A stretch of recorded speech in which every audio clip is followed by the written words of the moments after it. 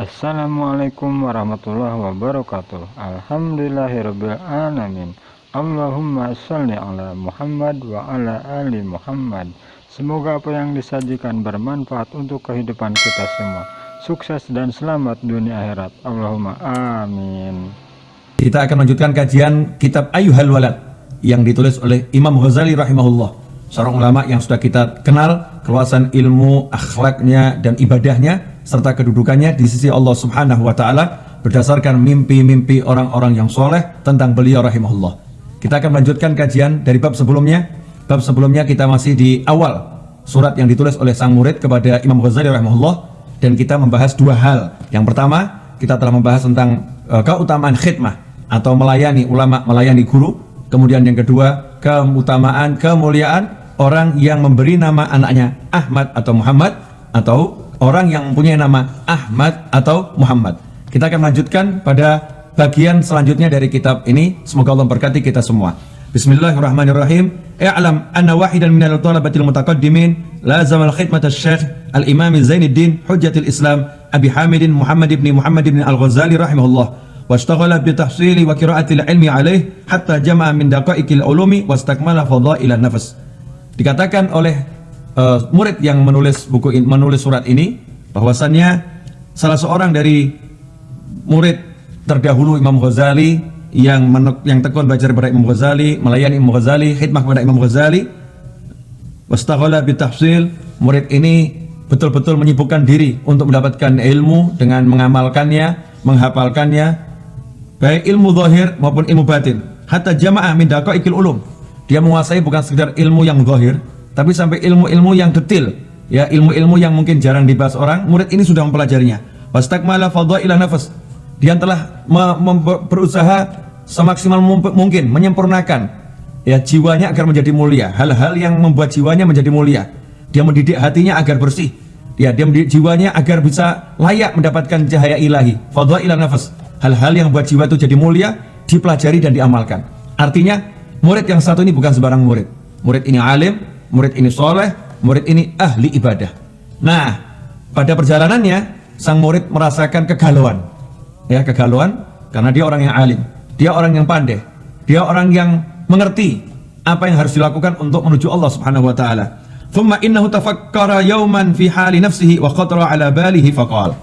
Kemudian kata penulis mukadimah buku ini, thumma innahu, kemudian suatu hari, tafakkara, sang murid tafakkur, ya, tafakkur tentang kondisi dirinya. Kemudian di hatinya terlintas suatu dialog dalam jiwanya, ada ucapan yang menggema dalam hatinya. Kita akan pelajari dulu sedikit dulu, ya. Tafakkara yawman, suatu hari dia berpikir.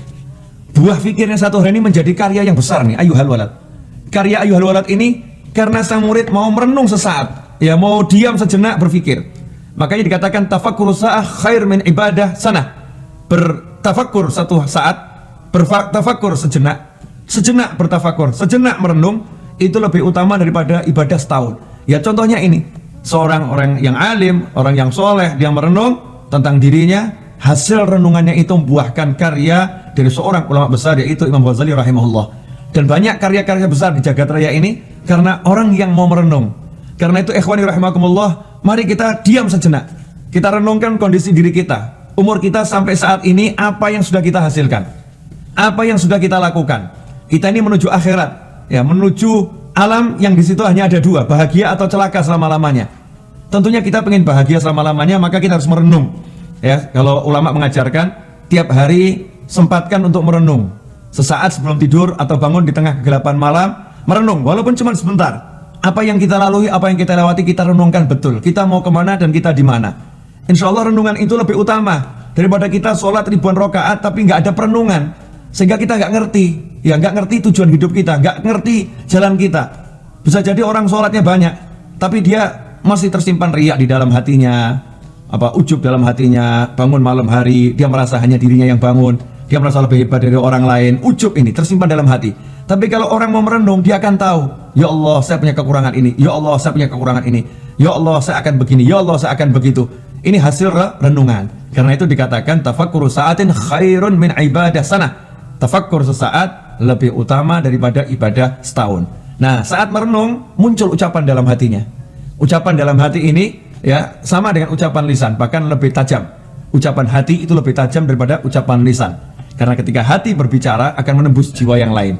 Kalau lisan berbicara belum tentu menembus hati yang lain. Minas sudur ila sudur, dari hati menuju hati.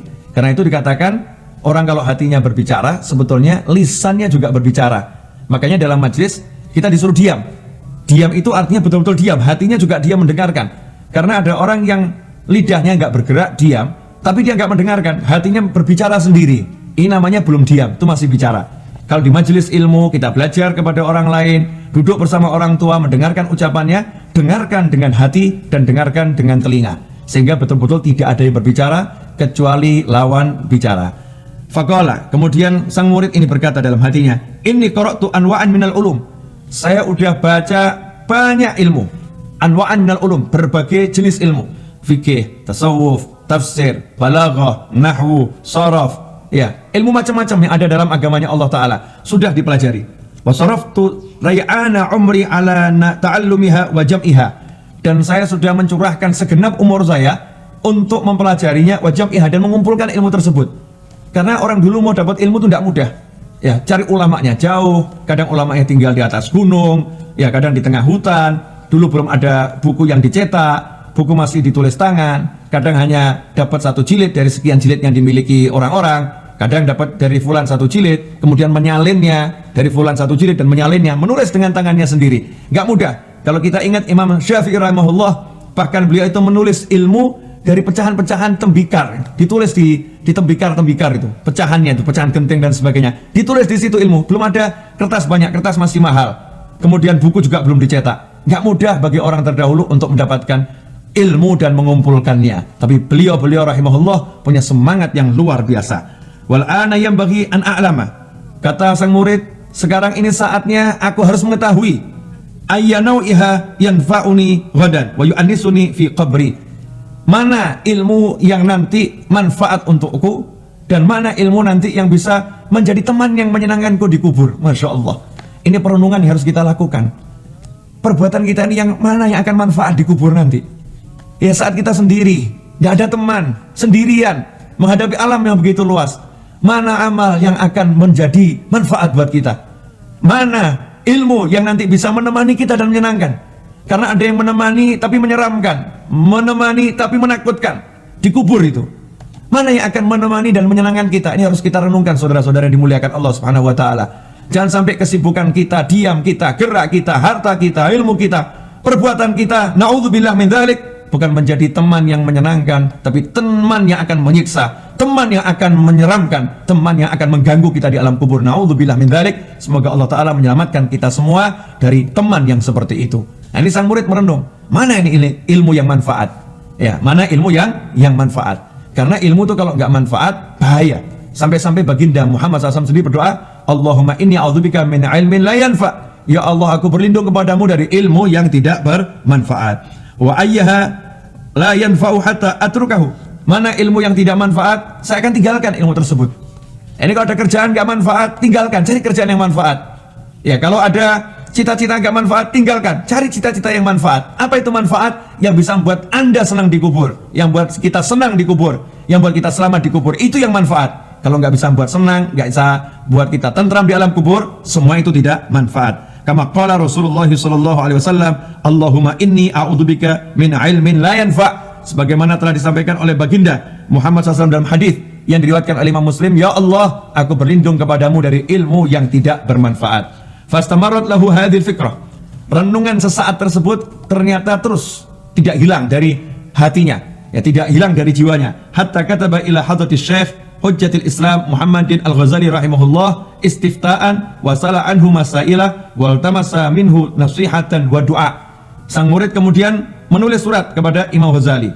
Ya, untuk apa? Untuk menanyakan berbagai permasalahan yang dia temukan dalam perjalanannya mencari ilmu ini. Dia tulis beberapa soal-soal wal tamasa minhu nasihatan wa du'a, dan dia minta nasihat serta doa dari gurunya, dari Imam Ghazali. Qala, sang murid berkata, wa in kana musannafatus Syekh kal ihya'i wa ghairihi tashtamilu ala jawabi masaili. Meskipun sebetulnya karya-karya Imam Ghazali seperti kitab Ihya Ulumuddin sudah menjawab, ya sudah menjawab pertanyaan-pertanyaanku, sudah menjawab. Ihya Ulumuddin itu memang Masya Allah menjawab pertanyaan kita semua. Kita butuh apa, cari di situ ada jawabannya. Ihya Ulumuddin, kitab yang diakui oleh Rasulullah SAW sebagai kitab yang manfaat, yang barokah, sebagaimana disaksikan oleh mimpinya para ulama. Ini kitab yang disenangi oleh Nabi Muhammad SAW. Ihya Ulumuddin. Kitab itu cukup sebetulnya, sudah menjawab pertanyaanku, kata murid. Tapi apa kata sang murid? Lakin maksudi ayaktuba syekhu hajati fi waraqatin takunu ma'i muddata hayati. Ini muridnya ngalem. Nah, murid ngalem sama guru tidak apa-apa, tapi jadi murid yang benar. Ngabdi sama gurunya, ikut sama gurunya, hormat sama gurunya, melayani gurunya. Nah, jadi orang alim, setelah itu ngalem, manja sama gurunya.